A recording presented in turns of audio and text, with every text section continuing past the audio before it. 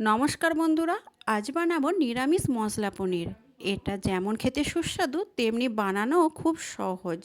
ভাত বা রুটি বা পোলাওর সাথে দারুণ লাগে খেতে। চলুন রান্নাটা আমি তাড়াতাড়ি করে ফেলি, দেখতে থাকুন। এখানে আমি 500 গ্রাম ভালো পনির নিয়েছি। আর পনিরটা খুবই সুন্দর, ছোট ছোট কিউব আকারে আমি কেটে নিয়েছি। আর অল্প হলুদ লবণ মাখিয়ে আমি 10 মিনিট রেখে দিলাম এই পনিরটাকে। দেখুন পনিরটা কিন্তু দারুণ ছিল। এবার আমি কিছু মশলা করে নিচ্ছি। এখানে 2 টেবিল চামচের মতো আমি আদা বেটে নিয়েছি। আর নিলাম বেশ কিছু কাজু। এই কাজুর পরিমাণ আপনারা আরও বাড়াতে পারেন। কাজু বাটার পর আমি এখানে নিয়েছি 3 টেবিল চামচ পোস্ত আর 3 টেবিল চামচ চারমগজদানা। একসাথেই আমি এটাকে বেটে নেব। আপনারা গ্রেভির পরিমাণ যেমন রাখেন সেরকম এই মশলাটার ভাগ নেবেন। আমি এখানে অল্প মশলাতেই করে দেখাচ্ছি। আমার পুরো মশলা বাটা হয়ে গেছে। আমি একসাথেই ওই মশলাগুলোকে বেটে নিলাম। এবার আমি সাদা তেল কড়াইতে দিয়ে দিয়েছিলাম। তেল গরম হয়ে যেতে আমি পনিরগুলোকে এক এক করে এবার ভেজে নেব। খুব হালকা করে ভাজবো, বেশি আমি পনির ভাজবো না। এখানে একটু হালকা রং ধরলেই আমি পনিরগুলোকে উঠিয়ে নিয়ে যাচ্ছি। আপনারাও কিন্তু পনির খুব হালকায় ভাজবেন, আর খুব তাড়াতাড়ি এই রান্নাটা হয়ে যায়।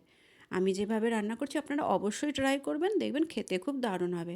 এবার ওই তেলেই আমি দিয়ে দিলাম একটা তেজপাতাকে টুকরো করে, আর গোটা গরম মশলা, আর 2টো কাঁচা লঙ্কা দিয়েছি।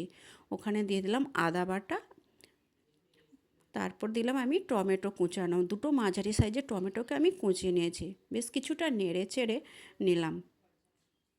আর দিলাম 1 টেবিল চামচের মতো লবণ। আগেও আমি পনিরে লবণ ব্যবহার করেছি, তাই লবণটা আপনারা একটু চেক করেই দেবেন। আর দিলাম কাজু বাটা। কাজু বাটা দিয়ে আমি মশলাটাকে একটু কিছুক্ষণ নাড়িয়ে নিচ্ছি। এবার দিলাম পোস্ত আর চারমগজদানা বাটা। মশলা আমি ভালো করে কষিয়ে নিচ্ছি। এবার দিলাম 1 টেবিল চামচ হলুদ। আর দিলাম লঙ্কা গুঁড়ো 1 টেবিল চামচের মতো।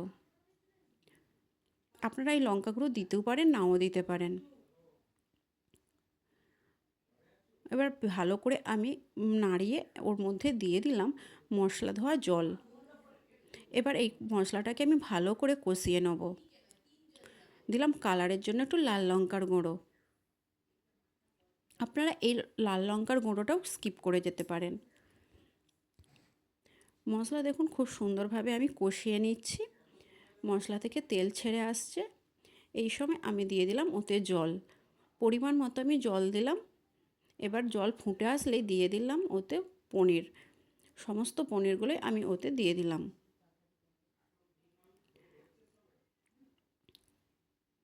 একটু নাড়িয়ে চাড়িয়ে ফুটিয়ে নিয়েছি। দেখুন কত সহজে এই রান্নাটা হয়ে গেল। এবার লাস্টে নামানোর আগে দিলাম 1 টেবিল চামচ চিনি। আর দিলাম 2 টেবিল চামচের মতো বাটার।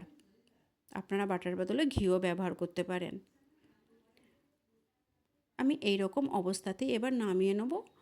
আমার পুরো কমপ্লিট। আপনারা কিন্তু বাড়িতে অবশ্যই ট্রাই করবেন। দারুণ হয়েছে খেতে, তাই আপনাদের সাথেও শেয়ার করে নিলাম। পাশে থাকার জন্য বন্ধুরা ধন্যবাদ।